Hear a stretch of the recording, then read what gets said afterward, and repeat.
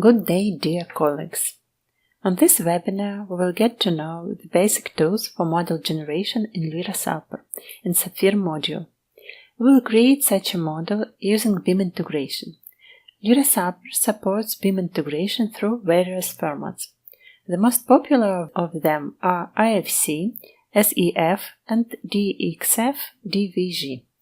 On this webinar, we will consider the import of the IFC file.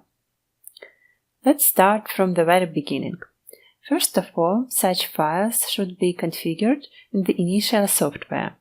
I will make an example on REVIT, but the similar settings are found in almost every BIM system. The slab in REVIT has the specified property export by type. The similar situation is for the wall. What means by type? Let's open the IFC settings and look at the meaning of type. Here, for each REVIT object, there is a corresponding IFC class name.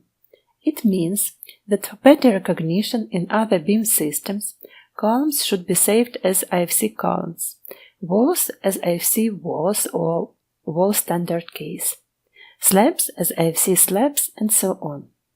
We can change this class name for objects. Let's take this column as an example.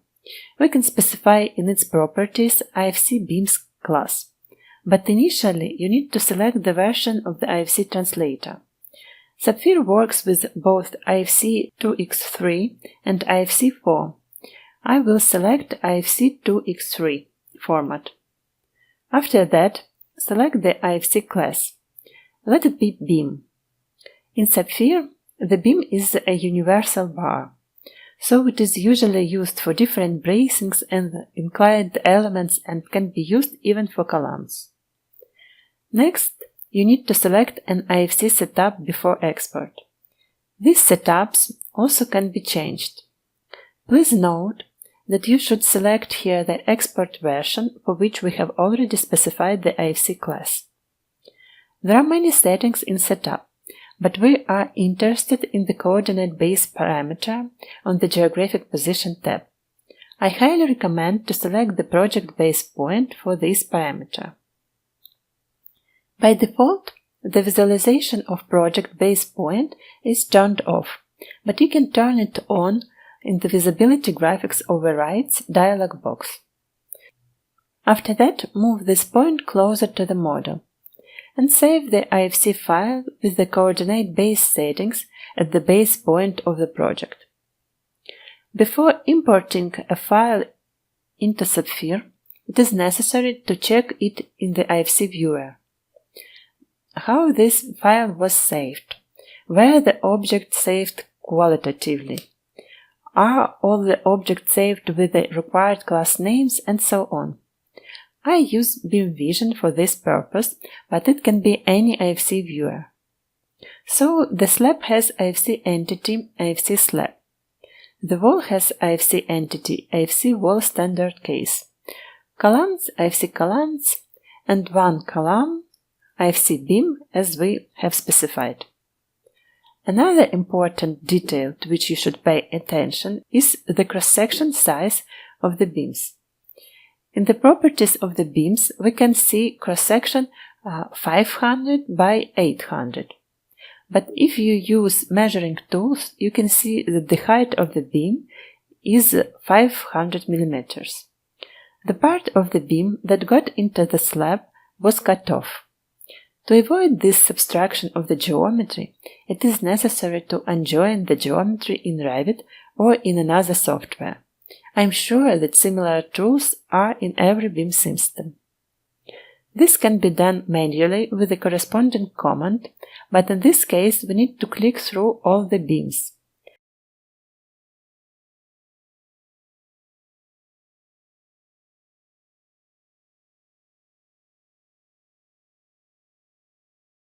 So, I have a script for Dynamo to help perform the geometry disconnection for all the beams. In the properties of the script, we can select what objects we will subtract from other objects.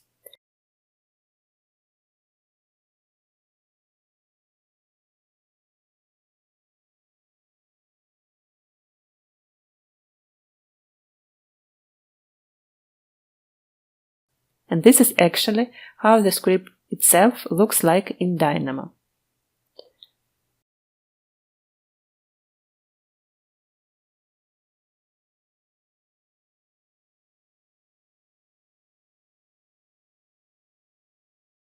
Now, let's overwrite IFC file once again. I make sure that it will be exactly with the settings that I previously set.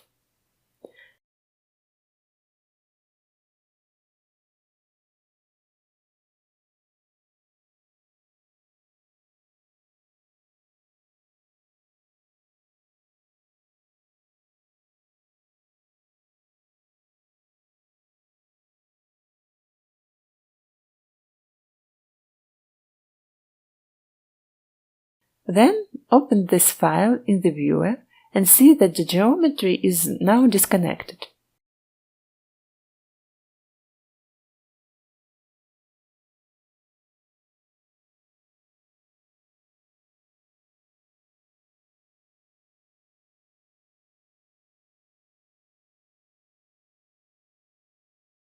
So we can import such a file directly to SAPFIR.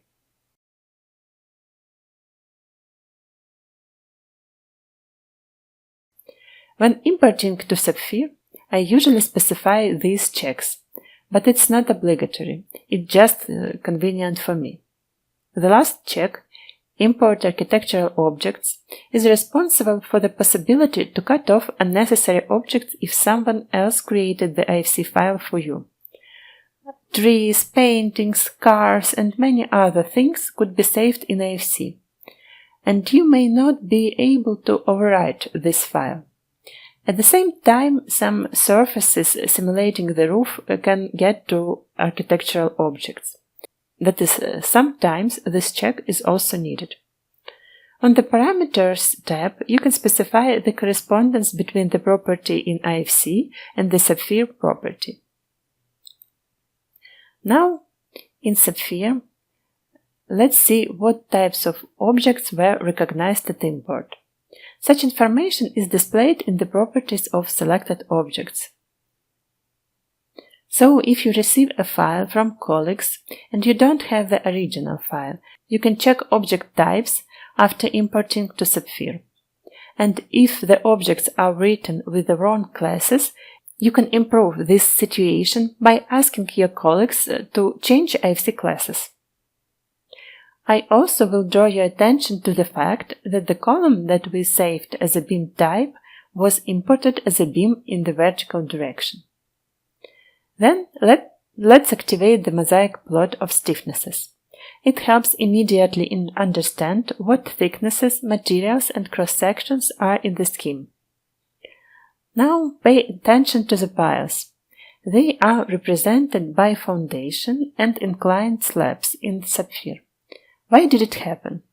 If we go back to REVIT, we can see that the pile cap with piles are one entire object. So, when the pile cap is exported from REVIT, the slab IFC type were assigned to both of them. In SAPFIR, we can convert one type of objects to another using conversion functions. So let's select these slabs in form of piles and convert them to piles. Not all objects we can convert immediately. Piles that were represented by foundation slabs were converted, but another piles that were represented by inclined slabs have stayed inclined slabs. In such case, we can apply double conversion. At first, let's convert these inclined slabs to prisms, and after that apply the second conversion, convert to piles.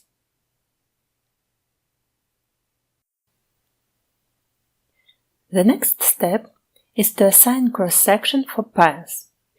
Section type circular and section dimension 400 mm.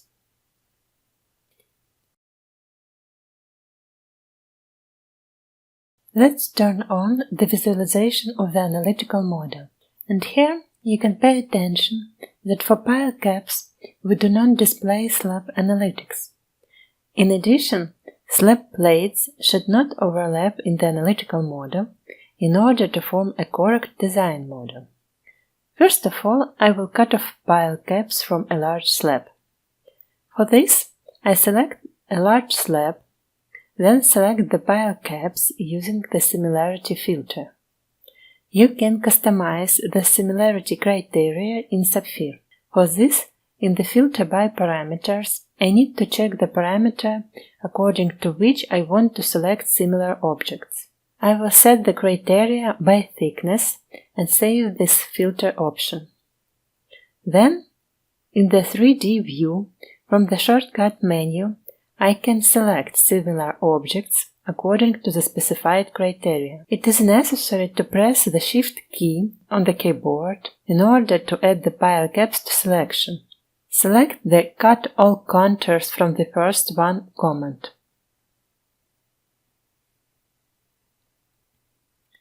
The next step is to select pile caps and in their properties specify that they will take part in the structural analysis by setting them property interpretation, bearing element.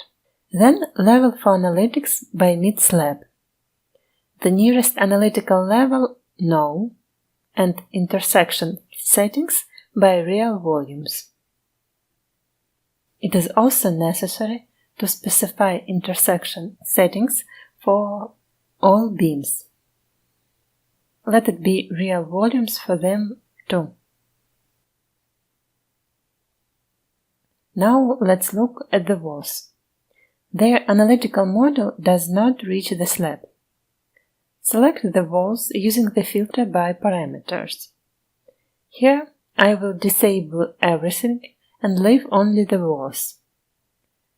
Then press the Shift key on the keyboard and select the slab and use the command Attach wall top to slab. Now we have a correct analytical model for walls.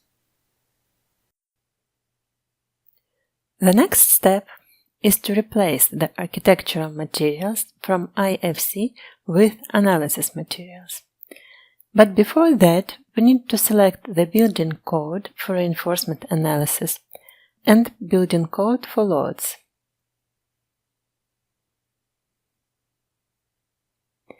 In SAPFIR, the process of materials replacement can be done in semi-automatic mode. In the Replace Materials dialog box, the initial materials from IFC are listed. Also the objects that have these materials. Such objects can be selected through the shortcut menu. And target material is the SAPFIR material.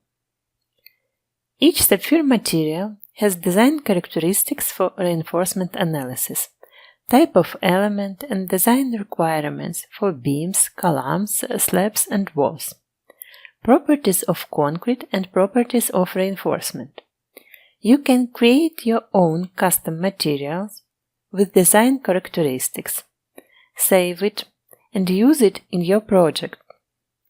I will replace IFC materials with default materials that have predefined settings for reinforcement analysis. If some material is not in the project library, it can be found in the general SAPFIR library. In addition to reinforced concrete objects, the model also contains steel structures. The important note: IFC format saves only the parameters of the cross-section. It does its dimensions, and it does not save the assortment from which this profile was taken. Therefore, such objects will participate only in static and dynamic analysis as a custom arbitrary section. LIRA-SAPR allows you to analyze any arbitrary custom section. It even has the special module Cross-Section Design Toolkit. But if you want this section to be checked for ultimate limit state, serviceability limit state, and local backlink, so the analysis of metal structures to be performed, then you need to replace such section with the corresponding profile from the assortment. Let's select the assortment for profile, the profile itself, then the assortment for steel, and steel. The next step for high-quality design scheme is the assignment of loads. At first, we will specify the loads over the entire area of the slabs, permanent and temporary loads. Loads can be specified both over the entire shape of the slab, linked to the element, and it can also be arbitrary surface loads. I will change the load value for the roof slab. Let's open the load editor and look at the list of SAPFIR load cases. The self-weight load is collected automatically depending on the unit weight of the object material. Also, we have 3 default slab load cases to which we have already assigned loads. And let's rename the last default load case. This will be the snow load. SAPFIR allows you to set both a uniform load and to calculate the value of the load from the snow mount. For this purpose, we have a snow load calculator. In this dialog box, we select a building code, the snow region, specify the parapet height, and we get the value of the snow load. I do not have a parapet and exit to the roof, so I will set a uniformly distributed snow load over the entire roofing slab. Let's switch to the surface load too. Here it is necessary to specify the value of the load, the level of the slab to which the load will be applied, and the method of load generation, axial. It means that I will take the axial line from the slab shape. Let's apply a snow load to the roof slabs. In addition to concentrated, linear and surface loads, SAPFIR also allows you to perform automated collection of wind loads. To do this, we need to specify the name of the wind load, then select a building code, specify the wind region, terrain category, and corresponding coefficients. SAPFIR will apply a load to the discs of the floor slabs. We will see this load further in the meshed model. Similarly, you need to specify the load in the Y direction. In addition to the wind load, SAPFIR also allows you to specify the seismic load. The program will automatically collect masses from all available static load cases with the appropriate coefficients. And let's create the similar seismic load in Y direction.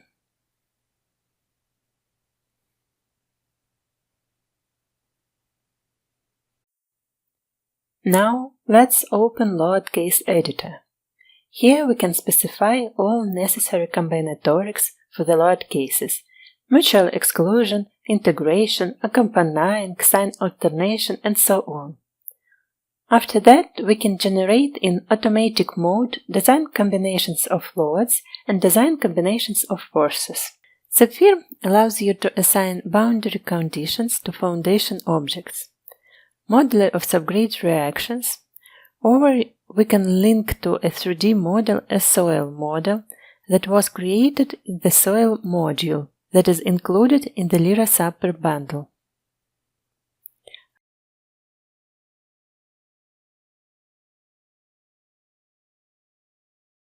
Let's set for the foundation objects that the vertical load on the soil from our model should be calculated according to the design combination of loads.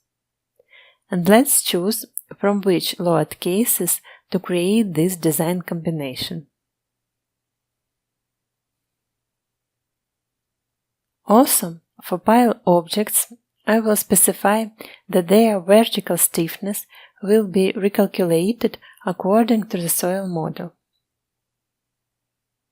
After that, you can proceed to the generation of the meshed model. When we create a meshed model, the program will check our model on different errors and will show them to us if we have these errors in the model. Here, in the meshed model, we need to intersect all elements so that the objects work together. Now let's assign a triangulation step. There are three main triangulation methods available in the program: triangular, quadrilateral, and adaptive quadrilateral. For different objects, both the method and the triangulation step can be combined. Let's triangulate our model. Now I will activate the visualization in stiffnesses.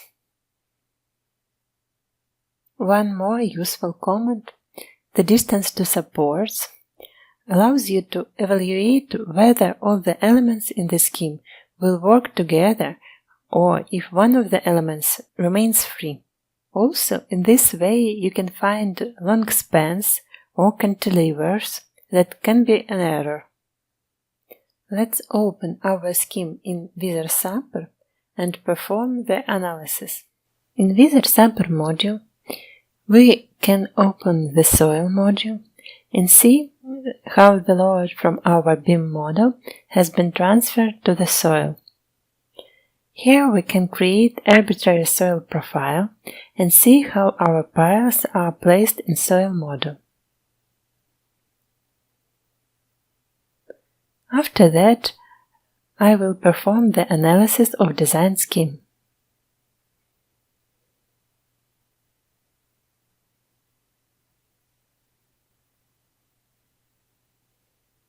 After analysis, we can obtain contour plots and mosaic plots of displacements in various directions.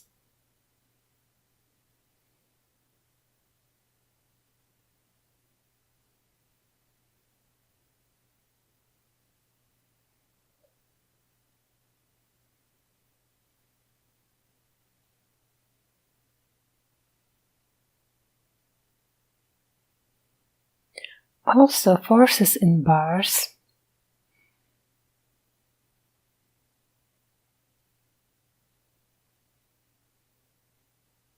we can fragment our model to analyze in detail some elements.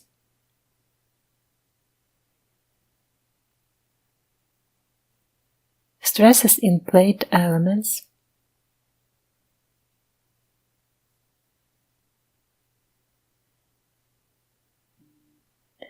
forces in one-node finite elements, for example RZ for piles. Also reinforcement results along X and Y for upper and lower reinforcement. Thus, as a result of 20 minutes, we transformed the beam model into a design scheme. We supplemented this design scheme with all the data necessary for analysis, the design characteristics of materials, loads, specified the wind and seismic load, generated the design combination of loads, also linked the soil model and performed the analysis. We also effectively used conversion tools that allow us to quickly turn the beam model into a high-quality design scheme. So that's all for today. If you have any questions, we will gladly answer them.